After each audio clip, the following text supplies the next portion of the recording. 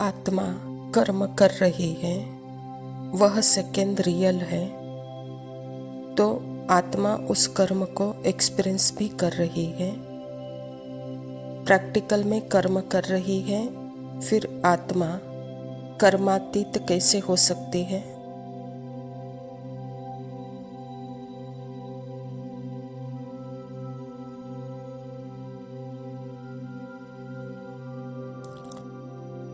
परमात्मा ने क्लियरली कहा है कि कर्म करते हुए भी आत्मा कर्मातीत हो सकती है।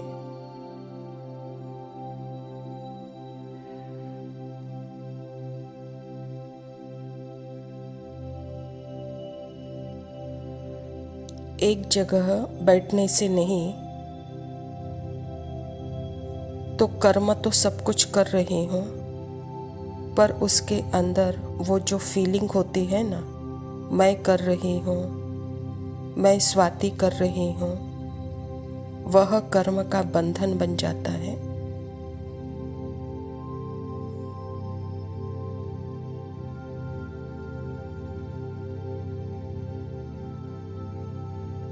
पर जब आत्मा परमात्मा से कनेक्ट होकर कर्म हो रहा है,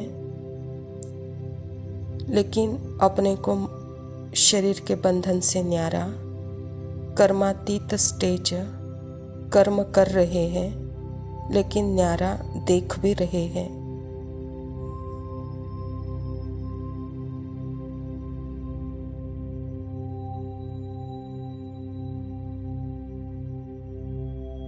तो अभी भी जैसे मैं आत्मा मुख द्वारा जो भी पार्ट अनुसार बोलना है वो बोला जा रहा है, पर मैं आत्मा साक्षी होकर परमात्मा के साथ उस कर्म को होते हुए देख रही हूँ, तो अनुभव भी कर रही हूँ।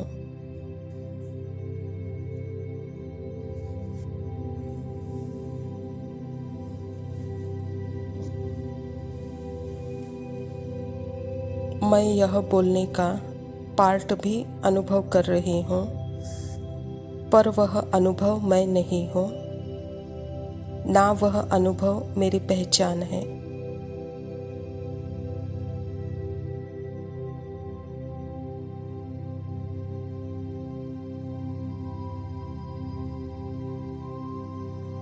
समझो जैसे ही अनुभव से पहचान हुई कि मैं बोल रही हूँ, तो वह मैं जो है वह बंधन का कारण बन जाता है।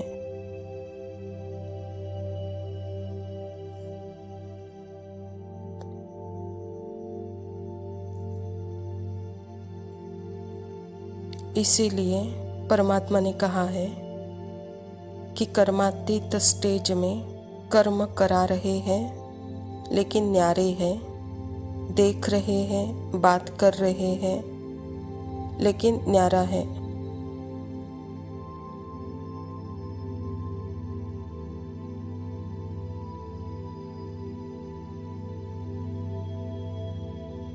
मालिक और बाप द्वारा निमित्त आत्मा हो, इस स्मृति से फिर से मन और बुद्धि को स्थित करो।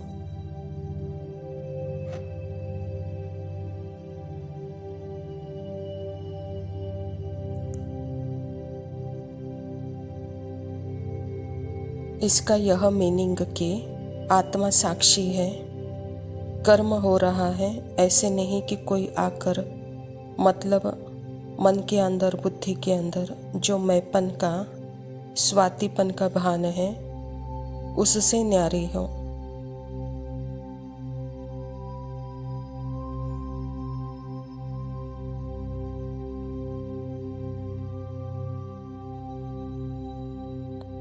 उन संकल्पों से, उन फीलिंग्स से, उन थॉट्स से मैं न्यारी हूँ, उसको साक्षी होकर देख सकती हूँ। और मैं आत्मा जब परमात्मा के साथ कंबाइंड होकर एक्शन में आती हूँ,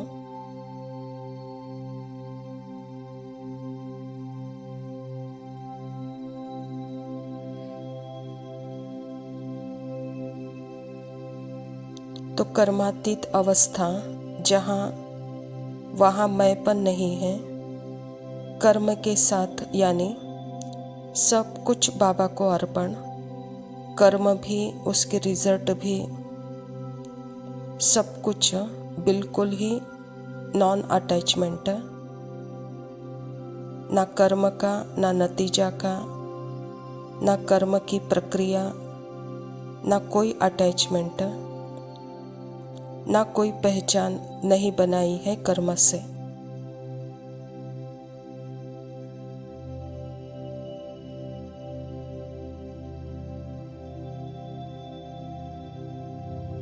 चाहे भाषण कर रहे हैं स्टेज पर या हाथ से बर्तन धो रहे हैं, किसी भी कर्म से मैंपन का भान नहीं।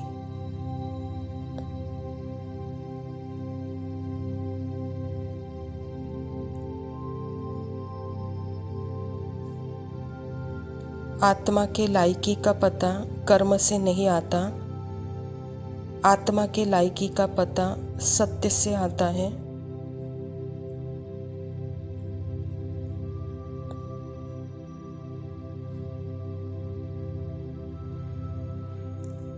सत्य में रहकर जो भी कर्म करेंगे, कर्म से आप अपनी पहचान और अपनी सेल्फ रिस्पेक्ट नहीं ले रहे हैं,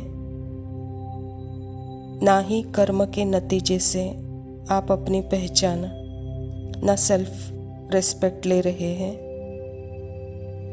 इसीलिए परमात्मा कहते हैं कि आत्मा हार जीत के अनुभव से भी परे है।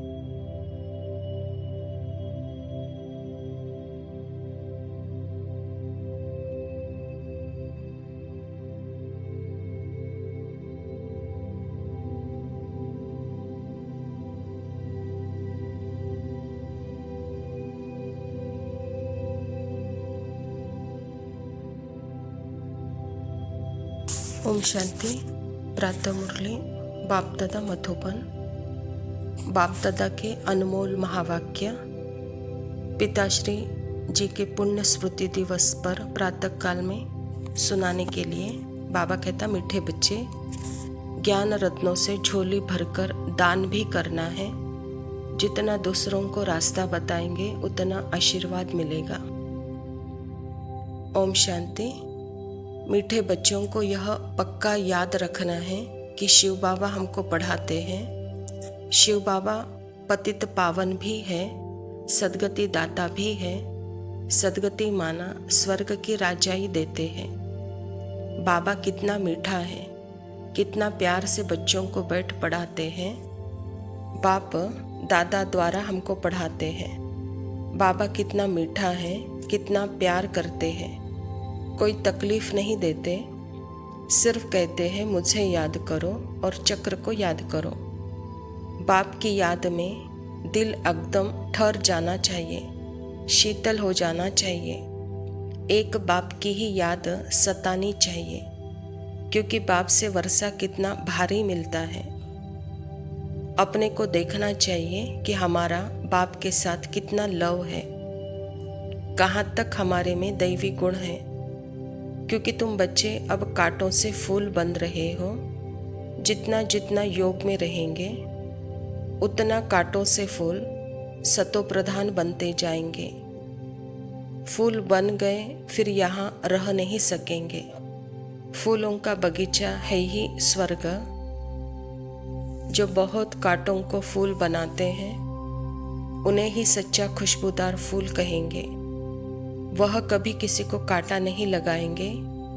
क्रोध भी बड़ा कांटा है, बहुतों को दुख देते हैं। अभी तुम बच्चे कांटों की दुनिया से किनारा कर आ गए हो। तुम हो संगम पर। जैसे माली फूलों को अलग पॉट में बर्तन में निकाल कर रखते हैं, वैसे ही तुम फूलों को अब संगम युगी पॉट में अलग रखा हुआ है।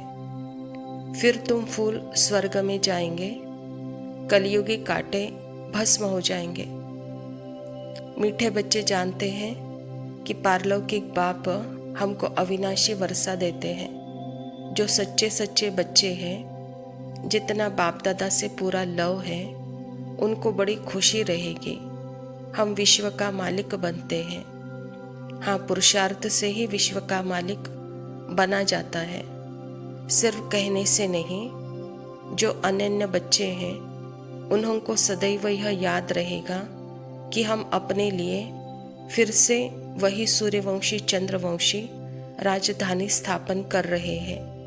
बाप कहते हैं, मीठे बच्चे, जितना तुम बहुतों का कल्याण करेंगे उतना तुमको ही उजरा मिलेगा। बहुतों को रास्ता बताएंगे तो बहुतों की आशीर्वाद मिलेगी। ज्ञान रत्नों से झोली भरकर फिर दान करना है। ज्ञान सागर तुमको रत्नों की थालियां भर भर के देते हैं।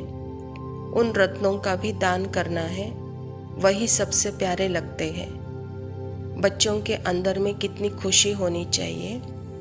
जो सेंसिबल बच्चे जो होते हैं वह तो कहेंगे, बाबा हम पूरा वर्षा लेंगे, एकदम चटक पड़ेंगे। बाप से बहुत लव रहे, क्योंकि जानते हैं प्राण देने वाला बाप मिला है। नॉलेज का वरदान देते हैं जिससे हम क्या से क्या बन जाते हैं। इनसॉल्वेंट से सॉल्वेंट बन जाते हैं। इतना भंडारा भरपूर कर देते हैं। जितना बाप को याद करेंगे उतना लव रहेगा, कशिश होगी। सुई साफ होगी तो चुंबक के तरफ खींच जाती रहेगी। बाप के याद से कट निकलती जाएगी। एक बाप के सिवाय और कोई याद न आए।